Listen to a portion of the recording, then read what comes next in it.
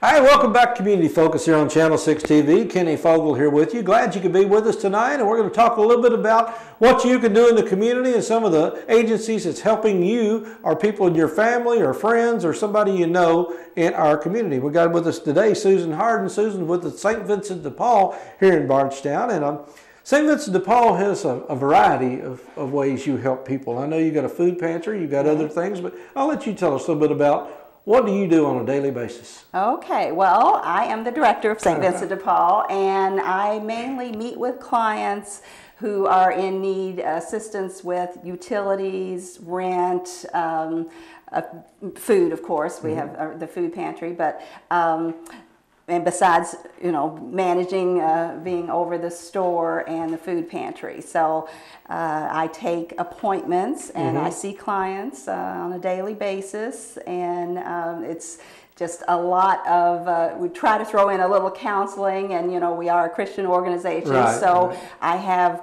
quite a few booklets and pamphlets, and I say, you know, it's non-denominational, we just share, but more on, you know, putting a faith base to it also. And besides helping with rent and utilities, a lot of times we have people come in who are in need of clothing or furniture, you know, if they've been in a bad situation where they had to move out on their own. And so we have what we call the other assistance. So we give them household items and things like that. But now part of it's a store where you actually sell things where just anybody can walk in and buy something if they wanted to. Absolutely. We call it the mission store because, you know, and we do try, actually we go around to the other thrift stores and we try to be lower so that the lower income folks can, you know, afford. Plus, so anybody can shop. They used to think, oh, it's just for the low income, and absolutely not. And with those funds that we make from the store, that is how I am able to assist people with rent and utilities, and then with the food pantry. Now, the stuff you have in your store, now a lot of it, most of it, I guess, is probably donated, right? Exactly. And every now and again, we get a car. We've had 2 cars in the last month. I know I called you about that just a few weeks ago. Somebody had called me about a car, and I said, well, I'll send them to you, and it's wonderful. Some people donate cars, but you can donate just about anything, pretty much, can't you? Yes, pretty much. Now, the old TVs, you know, they don't go very well. And then, unfortunately, most of our pickup and delivery men, you know, in order to be free during the day, they have retired. So a lot of them are elderly, and so we say, no, we can't take the really heavy, like if it's dual recliners, you know, or the big, huge couches, something like that. But for the most part, we do take, and we get more clothes than anything. But right now, we have an excess of furniture, so we have everything, all the furniture and lamps, 25% off, which has a lot to do with the city redoing the road out front of the building. So we've had, you know, that. And a lot of this stuff, now I've been through there many times. It's not shabby stuff. Now, I know a lot of people, what they do is they may have a yard sale, and what they have left over, they donate or something similar to that. But it's usually pretty good stuff. Absolutely. Some very nice things. I was actually surprised at that. I guess I've been there about 1.5 years now, but very nice things. I just had a client this morning who was telling me that she needed a dress for a wedding and was shopping at St. Vincent, and she said the dress was brand new, still had the tag on it from Macy's for $160. She got it for $3. So you can find some really good deals. Oh my goodness, yes, that's fantastic. And like I said, you got that in the food pantry. That's a separate issue altogether. Now you get food, and you don't sell that now, do you, or how's that work? No, we are part of Feeding America. Actually, we purchase the food from Feeding America at discount prices, and then give it out. So we have to follow their guidelines, which means not everybody can get the food, right? No, it is income based, with the Feeding America guidelines, and it's a once a month. And then, thanks to United Way, we are also, I got to throw that in. I always take a plug there, I don't complain. We are able to provide the personal hygiene and detergent items, which people, they just love, because then of course they can use the money that they would have spent on that to buy more food and be able to pay their bills. So it all blends together. Everybody smell good. So, but again, I know you're involved in that quite. And you also, I think you also care of the Feeding America program out at the fairgrounds. The senior program, yes, senior they call program. it the CSFP. Yeah, I got to stop and think what that stands for, but Commodity Supplemental Food Program. So that's for the over 60 folks, and also income based. So they have signed up and given us proof of income, and then we're able to pass out boxes.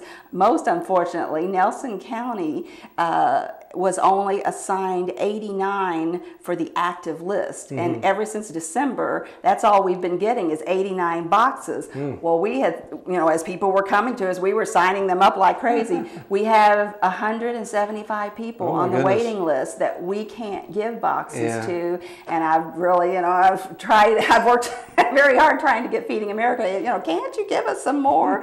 Especially when I learned that some other local counties who don't have near the population were getting more than us, and so they, a 10-minute spiel of why that I understand.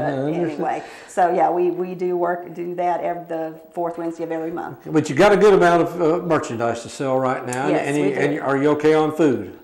And food, actually, right now, thanks to the postal food drive, we received 9,000 pounds. So, and with the road gone for a week, we didn't pack that. But there's always, like right now, they told me we're out of crackers, peanut butter and crackers. That's the biggest thing. Yeah. And then I still have to buy meat. But right now, as far as canned items, we are good. Okay, so food and materials, you're doing good. What about volunteers? Now, how you got enough of them?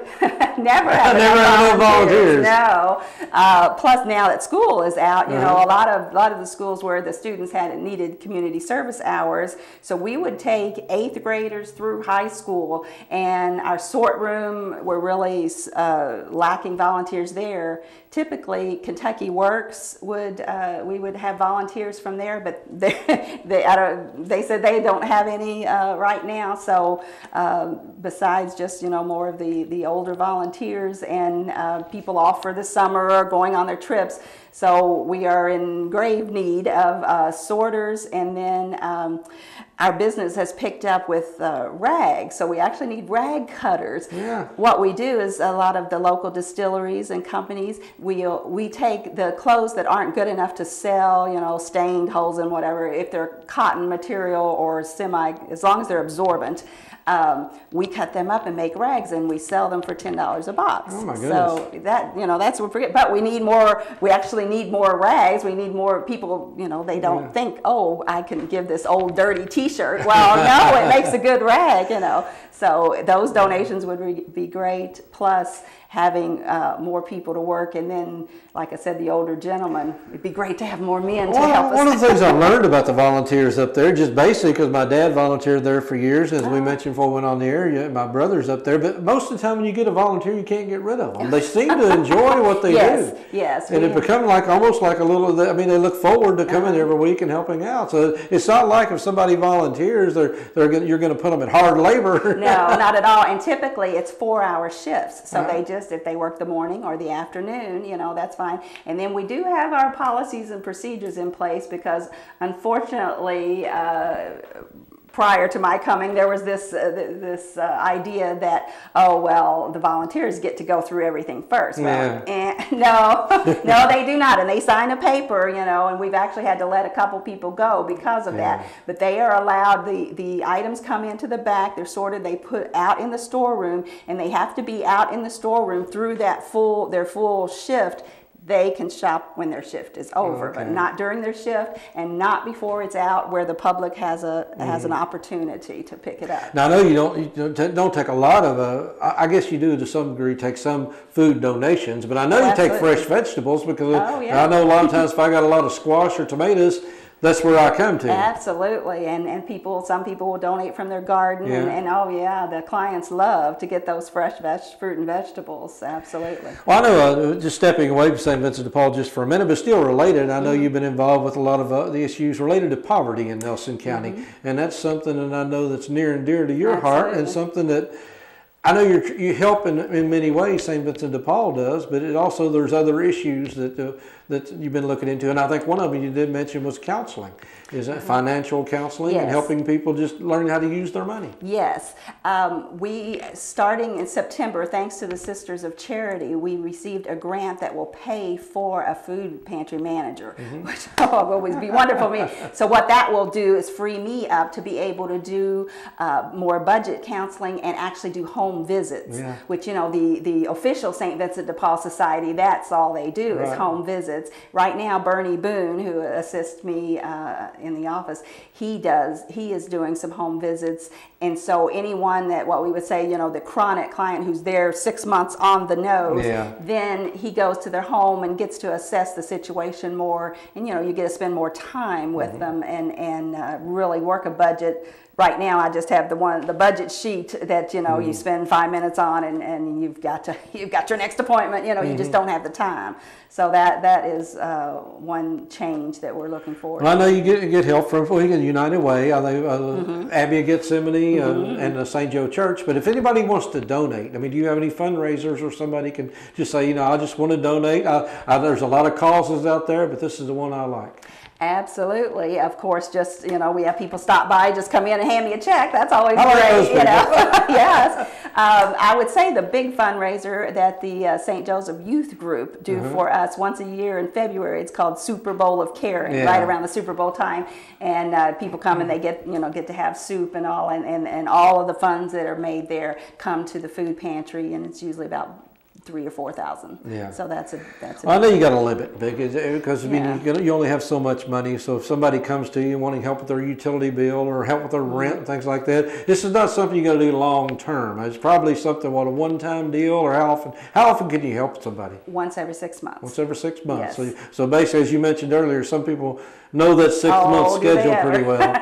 Yes. Another thing that happened the latter part of last year that's really assisted us is Salvation Army has partnered with us. So not only am I the St. Vincent de Paul director, and then I put on the Salvation Army hat, and I'm their welfare chair. So I receive Kroger gift cards from them, Save-A-Lot vouchers, as well as funds helping with utilities also. So there's just for City of Bardstown and Salt River, they have vouchers that and so they'll. So if nobody's ever been there before or doesn't know where you are, how do you find St. Vincent de Paul? We're 310 North 2nd Street, which right at 2nd and Broadway. People from around here say, "Oh, that's the old Riser building." So yes, that's where we are. I guess what I hear, it was before my time, but that they used to be in a very small building. They did. It was there for a long time, and it is a whole lot better now. Well, that's a good thing, because even now I'm like, oh, I wish I had more space, especially food pantry to be able to store. And you open Monday through Friday? The store is open Monday through Friday, 8:30 to 4, and then the food pantry is Mondays and Fridays, 9 to 3, just close a half hour at lunchtime at noon. So again, if you want to find the St. Vincent de Paul Society, it's up on north the 2nd Street. Well, I guess third block up or something, second or third block up. You'll find it. It's up on the left in the Riser Brothers building, the big long building there. And again, anybody's welcome. That's the whole key to it. And not only are you welcome as a customer, we need volunteers. And if you really want to volunteer, looking for something to do, just a few hours a week, I'm sure you can accommodate. Absolutely, or even once a month. We're not picky. Well, Susan, we do appreciate you doing what you're doing up there, and like I said, keep on doing it, and we hope we can keep making a difference, because what you're all doing is helping people in need, and anytime you buy anything or volunteer, everybody's helping. That's right, and thank you very much for having me. Well, thank you very much for being here. We'll be back with more Community Focus here on Channel 6 TV in just a few minutes. Stick around.